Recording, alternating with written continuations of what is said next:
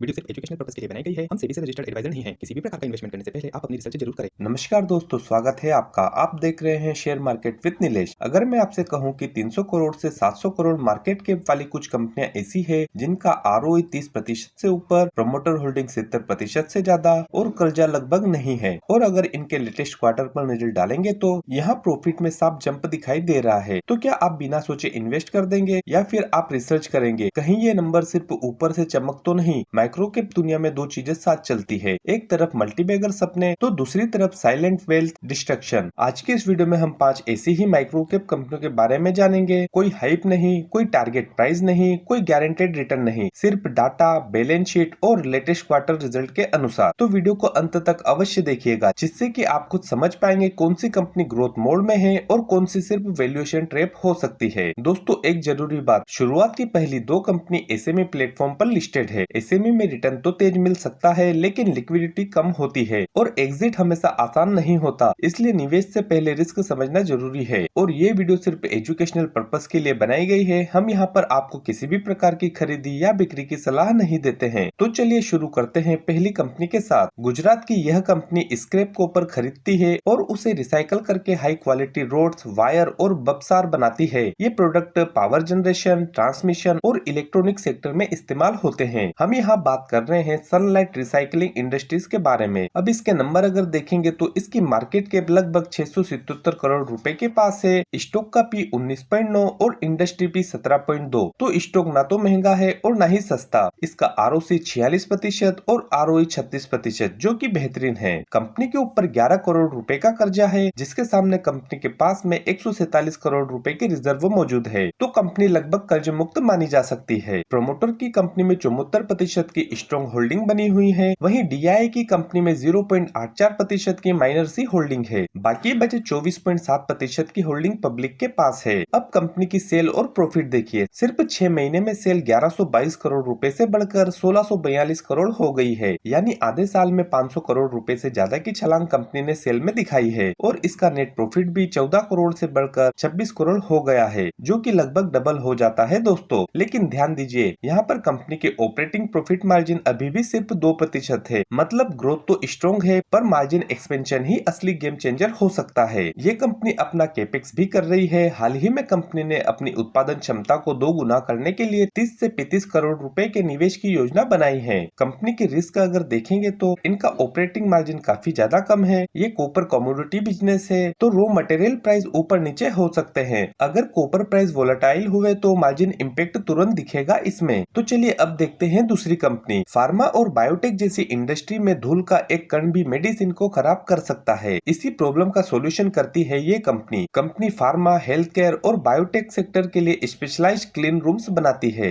ये design, engineering, manufacturing, installation तक का एंड टू एंड सॉल्यूशन देती है। और सिर्फ फार्मा ही नहीं, बल्कि सेमीकंडक्टर्स और ईवी बैटरी जैसे फ्यूचरिस्टिक सेक्टर्स को भी कंपनी अपनी सर्विसेज दे रही है। कंपनी की मार्केट कैप 368 करोड़ रुपए की है। स्टॉक का पी 23.3 और इंडस्ट्री पी 32.4। तो रिलेटिवली कंपनी लोअर वैल्यूएशन पर ट्रेड कर रही है। इसका आरओसी 19.7% और आरओई 16%, जो कि डिसेंट है।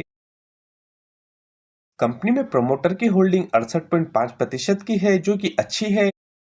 पर गौर करने वाली बात यह है कि इस माइक्रो कैप कंपनी में डीआई ने भी अपनी होल्डिंग बना रखी है, जो कि 5.6% है। तो इंस्टीट्यूशनल इन्वेस्टर्स का इंटरेस्ट कंपनी में नजर आता है। कंपनी की डेट टू इक्विटी 0.19 है, जो कि मैनेजेबल है। कंपनी की सेल अगर देखेंगे तो सितंबर 2025 में कंपनी ने 76 करोड़ रुपए की सेल की थी, जिसे बढ़ाकर कंपनी ने मार्च 2026 में 143 करोड़ रुपए तक पहुंचा दिया है, जो कि बहुत ही अच्छी ग्रोथ है। इसका नेट प्रॉफिट अगर देखेंगे तो सितंबर 2025 में कंपनी ने 4 करोड़ रुपए कमाए थे, जिसे कंपनी ने मार्च 2026 के क्वार्टर में 13 करोड़ रुपए तक पहुंचा दिया है, जो कि एक मैसिव ग्रोथ है। मतलब कि कंपनी का प्रॉफिट पिछले 6 महीने में 3 गुना से भी ज्यादा बढ़ा है। इसके ऑपरेटिंग प्रॉफिट मार्जिन अगर देखेंगे तो पिछले क्वार्टर में कंपनी ने 6% के ऑपरेटिंग मार्जिन दर्ज किए थे, जहां पर भी कंपनी ने इम्प्रूवमेंट दिखाया, और वर्तमान क्वार्टर में 12% के ऑपरेटिंग मार्जिन कंपनी ने हासिल किए हैं। तो कंपनी लगातार अच्छा कर रही है। हम यहाँ पर बात कर रहे हैं फैबटेक टेक्नोलॉजी क्लीन रूम्स लिमिटेड के बारे में। इसके ग्रोथ ट्रिगर अगर देखेंगे तो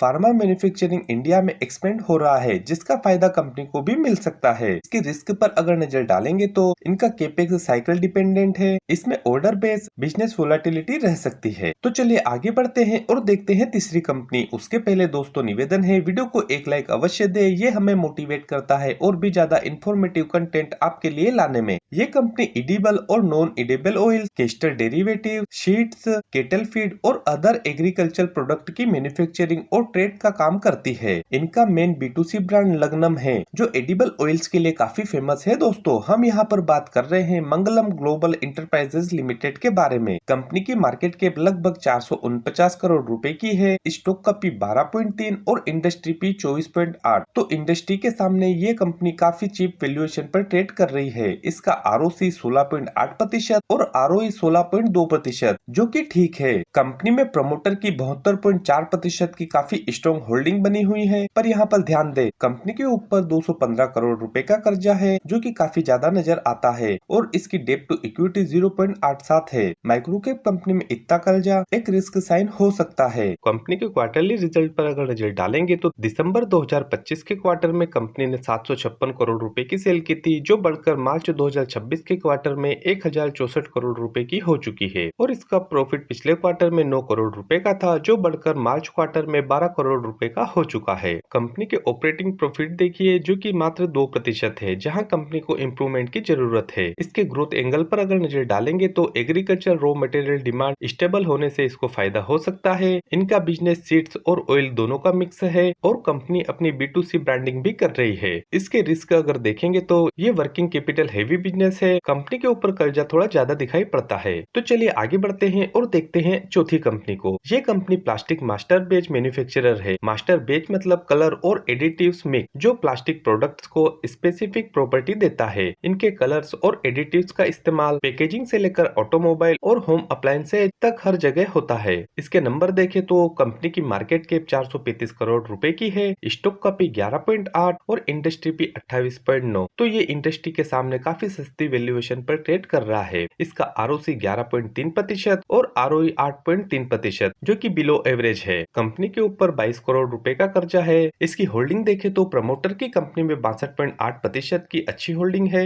वहीं FII की 0.24% की माइनर होल्डिंग है कंपनी में। इसके क्वार्टरली रिजल्ट पर अगर नजर डालेंगे तो दिसंबर 2025 के क्वार्टर में कंपनी ने 186 करोड़ रुपए की सेल की थी, जो बढ़कर मार्च 2026 के क्वार्टर में 211 करोड़ रुपए की हो चुकी है। वहीं कंपनी का नेट प्रॉफिट देखें तो दिसंबर के क्वार्टर में कंपनी ने 6 करोड़ रुपए का प्रॉफिट कमाया था, जिसे बढ़ाकर कंपनी ने मार्च 2026 में 14 करोड़ रुपए तक पहुंचा दिया है। तो कंपनी ने प्रॉफिट में डबल से भी ज्यादा ग्रोथ दिखाई है और इसका एक कारण है जैसे कि इसके ऑपरेटिंग मार्जिन पिछले क्वार्टर में 5% के थे, जो बढ़कर इस क्वार्टर में 9% के हो चुके हैं। तो ये एक अच्छा साइन है। दोस्तों हम यहाँ पर बात कर रहे हैं प्लास्टिक प्लेट इंडिया लिमिटेड के बारे में। इसके ग्रोथ एंगल को देखें तो ऑटोमोबाइल और इलेक्ट्रिक सेक्टर में डिमांड का बढ़ना और प्लास्टिक डिमांड का रिकवरी का सीधा फायदा कंपनी को मिल सकता है। और इसके रिस्क पर नजर डाले तो इसकी सेल्स ग्रोथ काफी वीक रही है, रिटर्न रेशियो एवरेज है और इनका बिजनेस हाईली कॉम्पिटिटिव है। तो चलिए आगे बढ़ते हैं और अब देखते हैं आज की लास्ट पांचवी कंपनी। उसके पहले अगर आप चाहते हैं कि अगली वीडियो हम 1000 से 5000 करोड़ मार्केट कैप वाली 5 स्ट्रॉन्ग स्मॉल कैप कंपनी पर बनाए जिनकी क्वार्टर सेल और प्रॉफिट रिकॉर्ड हाई पर पहुंच चुकी है, सिर्फ 100 लाइक के बाद में हम इन 5 कंपनियों को डिस्कस करेंगे। आखिरी कंपनी इंडिया की सबसे बड़ी हाइड्रोजन पेरोक्साइड मैन्युफैक्चरर है, जिनका use industrial bleaching, pharma, sanitation, paper industry में होता है। इसके नंबर अगर देखें तो कंपनी की मार्केट कैप मात्र 262 करोड़ रुपए की है, स्टॉक का भी 22.8 और इंडस्ट्री P 19। तो मार्केट ने इसको प्रीमियम वैल्यूएशन दे रखी है। इसका ROC 4.4% और ROE 3.2%, जो कि काफी कम है। कंपनी के ऊपर 12 करोड़ 70 लाख रुपए का कर्जा है और प्रमोटर की कंपनी में 70.8% की स्ट्रॉन्ग होल्डिंग बनी हुई है। इसके क्वार्टरली रिजल्ट अगर देखेंगे तो कंपनी की सेल दिसंबर 2025 में 69 करोड़ रुपए की थी, जो क्वार्टर ऑन क्वार्टर बढ़कर मार्च 2026 में 85 करोड़ रुपए की हो चुकी है। वहीं कंपनी ने इस क्वार्टर में 7 करोड़ रुपए का प्रॉफिट किया है, जो कि पिछले क्वार्टर से ज्यादा है। हम यहाँ पर बात कर रहे हैं नेशनल पेरोक्साइड लिमिटेड के बारे में। इसके ग्रोथ एंगल को अगर देखें तो ये निश केमिकल में काम करती है। अगर डिमांड बढ़ी तो इनको फायदा हो सकता है। इसके रिस्क की बात करें तो लो प्रॉफिटेबिलिटी, नेगेटिव ग्रोथ ट्रेंड और कमोडिटी साइकिलिटी। दोस्तों कमेंट में बताइए इनमें से आपको कौन सी कंपनी सबसे मजबूत लगी रीजन के साथ। हम सेबी से रजिस्टर्ड नहीं है। आज का वीडियो सिर्फ एजुकेशनल पर्पस के लिए है। कोई भी इन्वेस्टमेंट डिसीजन लेने से पहले खुद रिसर्च करें या एक्सपर्ट से सलाह लें। वीडियो को लाइक करें, शेयर करें और शेयर मार्केट विद नीलेश को सब्सक्राइब जरूर करें। तो मिलते हैं जल्दी अगली डीप रिसर्च वीडियो के साथ में। तब तक के लिए धन्यवाद। जय हिंद।